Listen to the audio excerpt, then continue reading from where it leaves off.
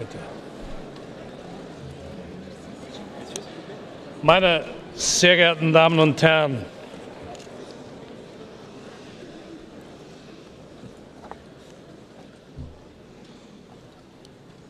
sehr geehrter Herr Präsident der Mongolei, lieber Herr Elbэгdorjien, es ist eine große Ehre und eine Freude für uns, Sie heute im Europäischen Parlament begrüßen zu dürfen.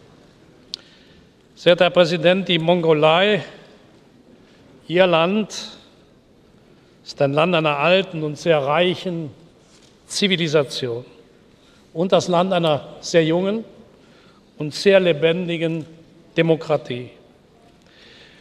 Vor 25 Jahren fand in Ihrem Land zum ersten Mal eine freie und demokratische Wahl statt.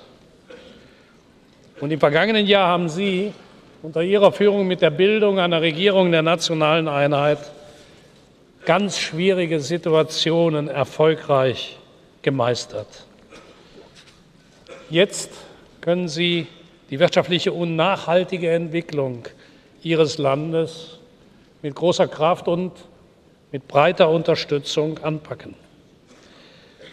Die geografische Lage Ihres Landes zwischen den beiden großen und mächtigen Staaten der Russischen Föderation und der Volksrepublik China ist sicher nicht immer einfach. Wir sprachen gerade in unserem bilateralen Gespräch darüber. Aber umso beeindruckender sind die Errungenschaften der Mongolei, nicht zuletzt auch durch das, was Sie die Drittnachbarpolitik nennen. Ganz sicher ist die Mongolei, meine Damen und Herren, ein Leuchtturm in der Region. Und deshalb ist es für uns auch besonders wichtig, und es freut uns, Herr Präsident, dass Ihr Land der Gastgeber des nächsten ASEM-Gipfels im Juni 2016 sein wird. Dieses ASEM-Gipfeltreffen ist ganz sicher unentbehrlich dafür, dass Brücken zwischen Europa und Asien gebaut werden und dass wir gemeinsame Lösungen für die vielfältigen regionalen und globalen Probleme finden. Ich bin mir ganz sicher, dass wir in der Hauptstadt Ihres Landes große Fortschritte erzielen können. Und ich hoffe im Namen meiner Kolleginnen und Kollegen, dass wir bis dahin das Partnerschafts- und Kooperationsabkommen zwischen der Mongolei und der Europäischen Union von allen Parlamenten ratifiziert sein wird. Sehr geehrter Herr Präsident, seien Sie herzlich willkommen im Europäischen Parlament, und Sie haben das Wort.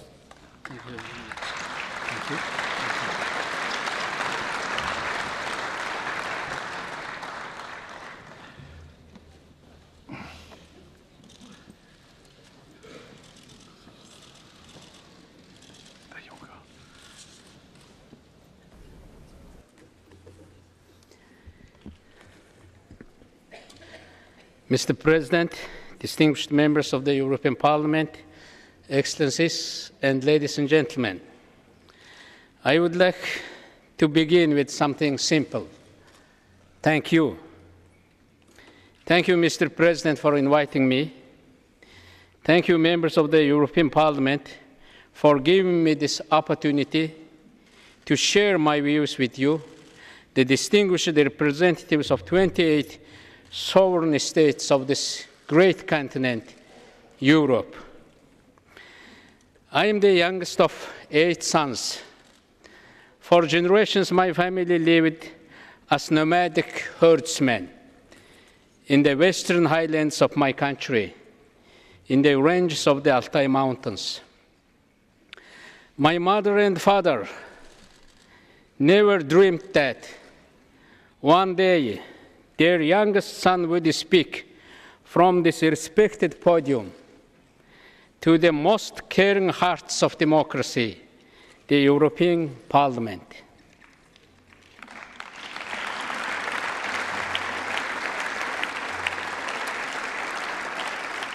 Thank you.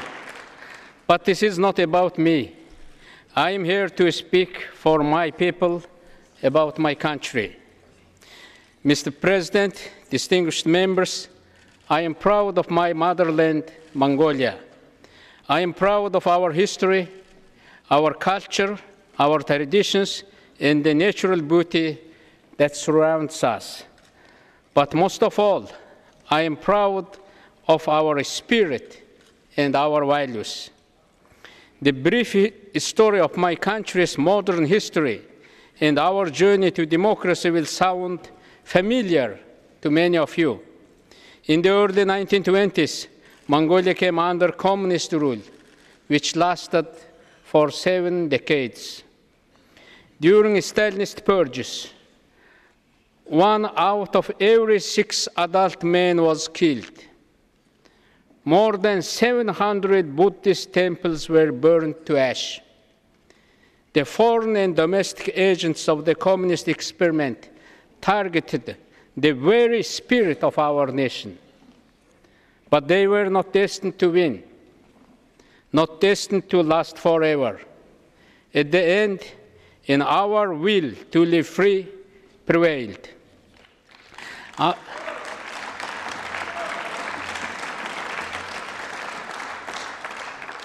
After many years, our defining moment finally arrived. On the cold morning of December 10, 1989, we organized the first unauthorized public street meeting in our capital city, Ulaanbaatar. I was fortunate enough to be chosen by my fellow democracy fighters to moderate that historic event. We have remained silent for a long time. This is our time to work. This is the time for reform. These were my opening remarks. That morning we demanded our rights of freedom of assembly, of speech, of religion, and of freedom of press. We demanded to create a multi-party system, conduct democratic elections, and begin market reforms. It was the beginning of my country's journey to liberty, justice, and openness. That was a tough journey to embark upon. During that time, our neighbor, the Soviet Union, was intact. Its grip and control was still tight, powerful, and overwhelming. In our other neighbor's capital, the Tiananmen Square massacre had happened. Its shockwave was still fresh and influential. In Mongolia, the old regime was stubborn. The old mindset was strongly resistant to change. We organized many meetings, demonstrations, and hunger strikes. We tried to eliminate every reason for violence. We always called for compromises, for peaceful solutions. Indeed, Mongolia's democratic revolution was totally peaceful. No single shot was fired. No single window was shattered. No single drop of blood was shed. A month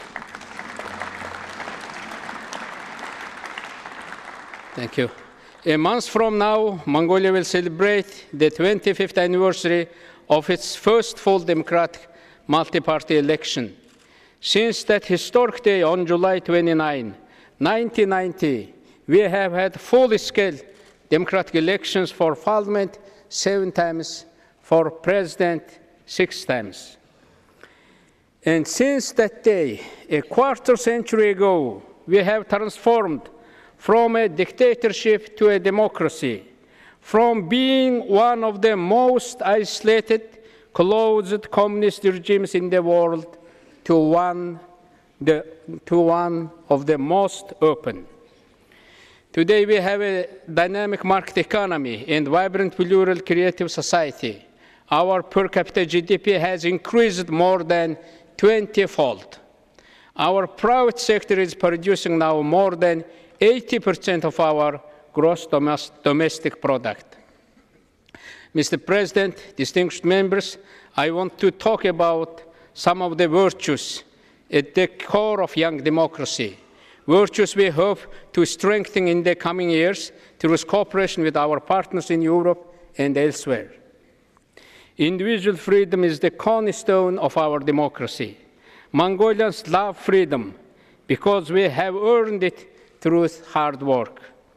Government in a free country is not the property of any specific group of people. In order to sustain a healthy society, we must keep nurturing and challenging it every day. The beauty of freedom is that it's a learning process. It is the healing system of human society. We can make mistakes, but mistakes will not cost us our lives, as in dictatorship. That's why we love freedom.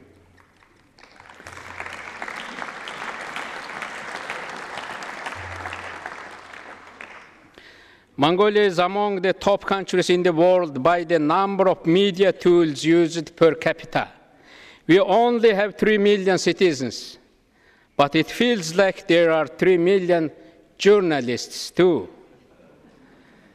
This is great. People have the right to question authority. Transparency and interaction make us stronger.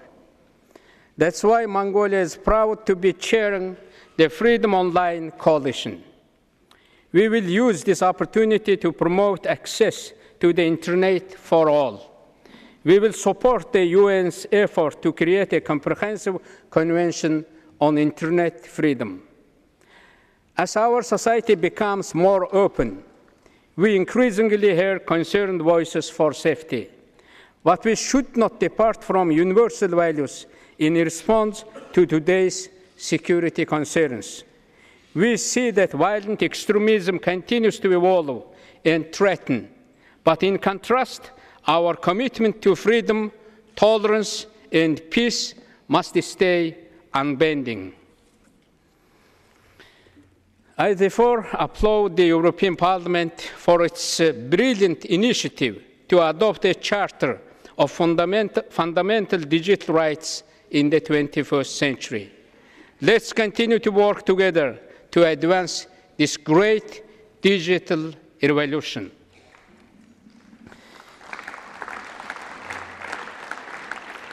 Thank you. A few words on elections, government, and accountability. New technologies have been vital to the health of our democracy. In our last 3 elections, we used electronic voting machines and biometric voter registration system. These fraud prevention measures assure voters that their participation will make a difference. Of course, instilling confidence in government goes beyond elections. Mongolians are deeply interested in how the government spends their hard-earned tax money. To ensure transparency, we have developed a very effective monitoring system, the Glass Account Law, that mandates online disclosure of public expenditures. One challenge we face is the growing size of government. In response to new challenges, government functions tend to increase. It becomes bigger, more bureaucratic, and more distant. Technology has the opposite tendency. It becomes smaller, more functional, and more user-friendly over time. To tackle this, I put forward a Smart Government initiative, which incorporates new technologies to allow our government to constantly adapt to new challenges. Briefly on corruption. Corruption is an infectious disease that grows in darkness. It destroys the fundamentals of fair, just, secure society. It scares away honest partners and investors. It robs people of opportunity, devours the fruits of their hard work. To exterminate this evil, we must shine a light on corruption, ensuring that it is exposed and those responsible for it do not escape justice.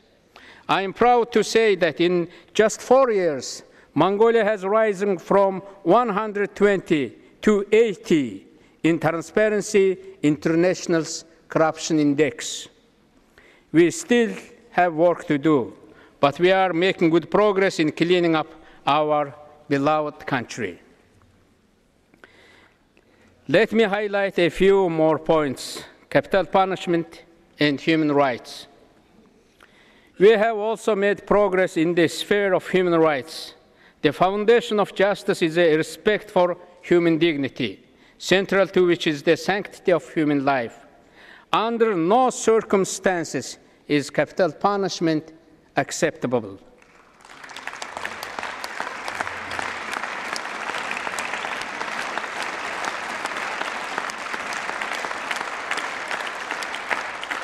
Thank you. Before June 18, 2009, Mongolia was regarded by Amnesty International as one of the worst countries in terms of capital punishment. That was the day I took my oath to become President of Mongolia. That same day I saw on my desk 2 draft decrees. I had to make the choice on whether or not to have 2 men executed. I chose life, and I kept my decision, and I began delivering that message to the public.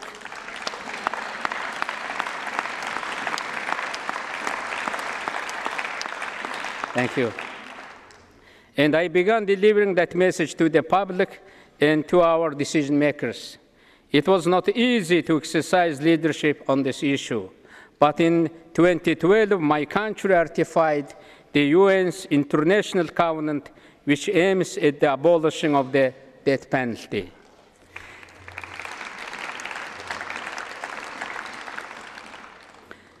There have been no executions in Mongolia since June 2009. Let me be clear. Capital punishment is ineffective, barbaric. From this podium, I would like to thank the EU and all our European friends who support and encourage us on this important cause.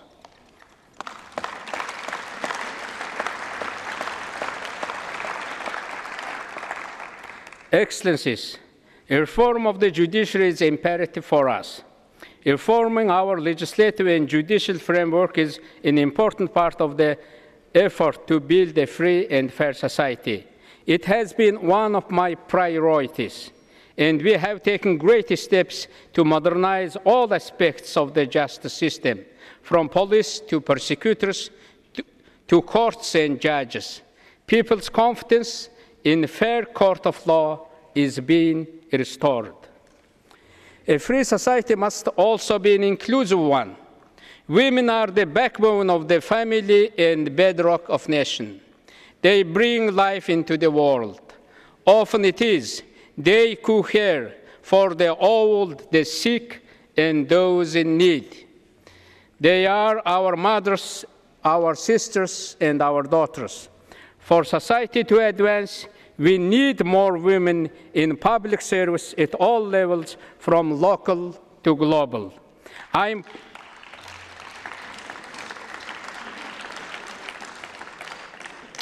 am proud to report that in our last election, we tripled the number of women in our parliament. With more women in power, I think we would have more harmony, more engagement, less suffering, and less conflict.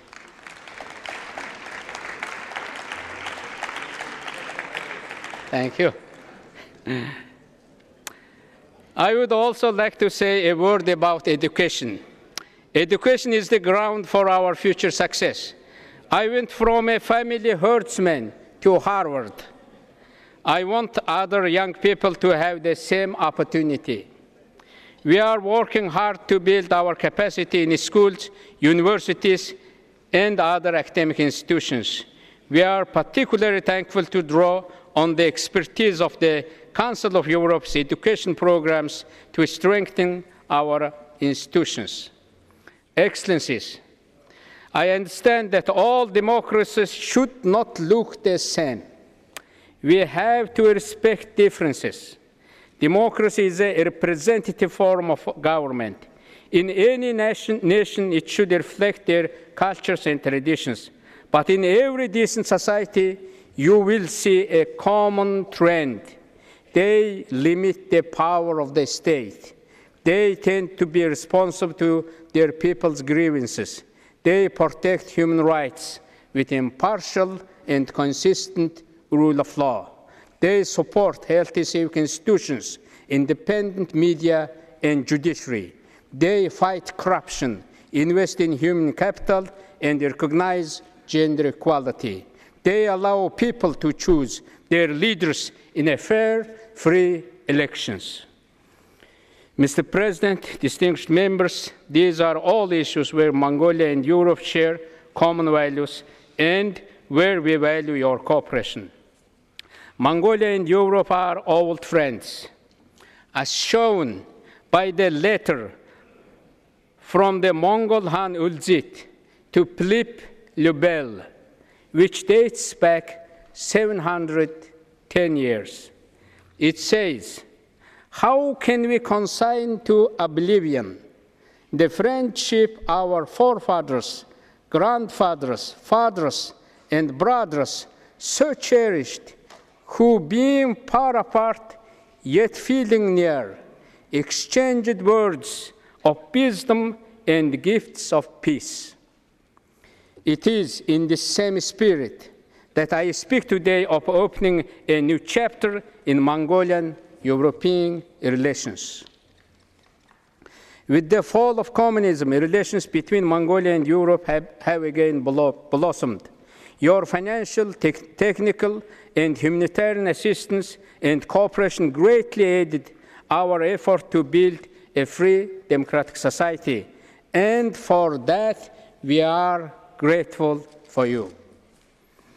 Excellencies, in 2014, Mongolia and EU celebrated the 25th anniversary of our diplomatic relations. I see the cooperation between the European Parliament and the Mongolian State Great Khural as being crucial to the continued strengthening of our partnership. We have already made great strides together, including the establishment of the Partnership and Cooperation Agreement between Mongolia and the EU. I would like to thank the member states that have ratified the agreement. Indeed, there are now more opportunities than ever for European investment. First-rate European companies are coming to Mongolia to invest, often in partnership with our companies.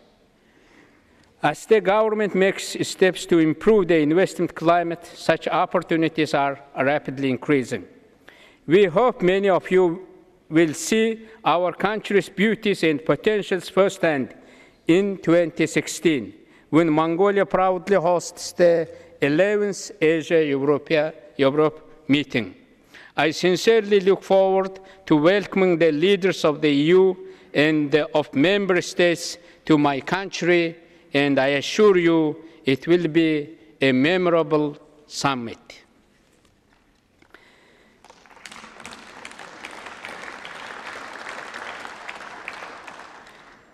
Mr. President, distinguished members, Mongolia's commitment to international cooperation is strong. We recently launched an initiative called the Forum of Asia. We hope this will serve as a much-needed mechanism to promote the regional cooperation of all sovereign nations in Asia, promoting equal representation of their diverse interests.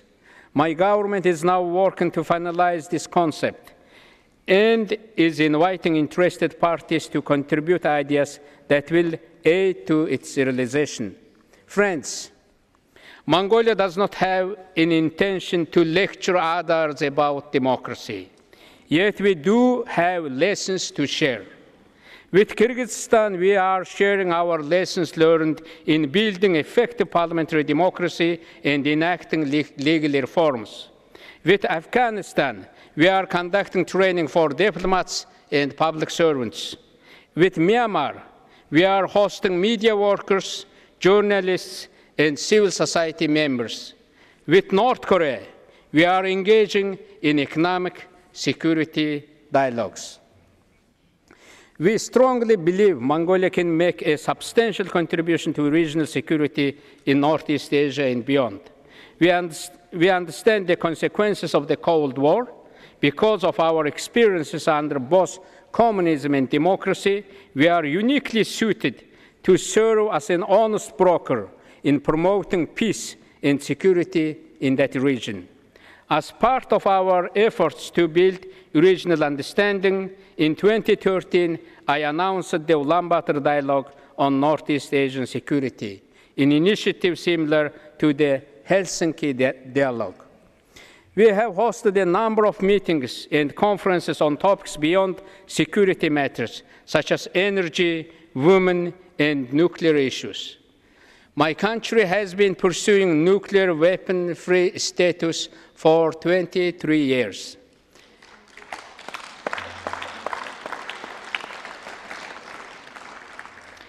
In 2012, the 5 permanent members of the UN Security Council signed a joint declaration reaffirming our nuclear weapon-free status.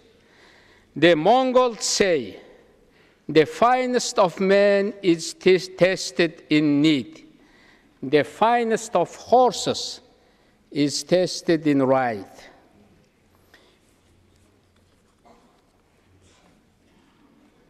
I have missed one page. Nuclear weapon-free status. While nuclear power may...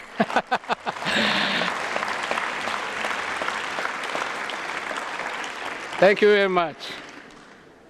While nuclear power may remain a viable energy option for some, any nation seeking to build nuclear power must not endanger the peace and security of their independent neighbors.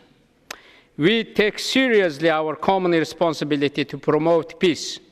Mongolian military proudly wear blue helmets and serve along with fellow UN peacekeepers to maintain international order and security. Mongolia has become one of the 20 largest peacekeeping contributors in the world. So far, more than 12,000 Mongolian peacekeepers have served on active duty in hotspots around the world. This is a significant number if you compare it with the small size of our population. We Mongols are proud to serve, proud to contribute. Mr. President, distinguished members, once again, I would like to thank the European Council, European Union, European Commission, and you, the European Parliament, as well as the nations of Europe, for constantly supporting my country, Mongolia. The Mongols say, the finest man is tested in need, the finest of horses is tested in ride. You were with us when we needed your support the most. You were with us when we needed your voice of encouragement. You are always with Mongolia, complimenting us on our success and helping in our challenges. The EU is the world's premier invention for advancing global prosperity, peace, and harmony. Mongolia will be a strategic anchor for the EU in the East, helping advance our shared values and interests for building peace, democracy, and engagement in Asia. Friends, let us continue working together. Thank you very much.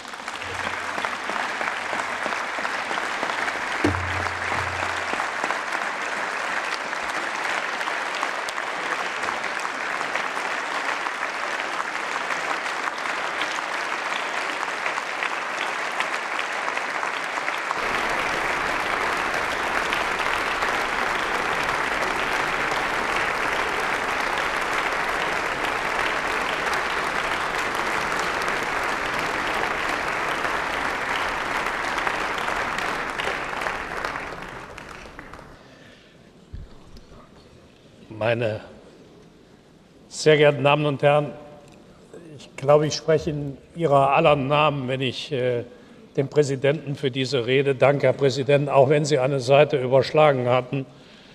Glaube ich, kann ich Ihnen im Namen aller der Kolleginnen und Kollegen hier sagen, wir haben schon lange nicht mehr eine so ermutigende Rede gehört. Und wir möchten uns für Ihre Gegenwart hier, für Ihre Rede und auch für die Einladung zur intensiven Kooperation mit Ihrem Land herzlich bedanken. Vielen Dank für diesen großen Moment, den Sie uns hier ermöglicht haben. Herzlichen Dank, Herr Präsident.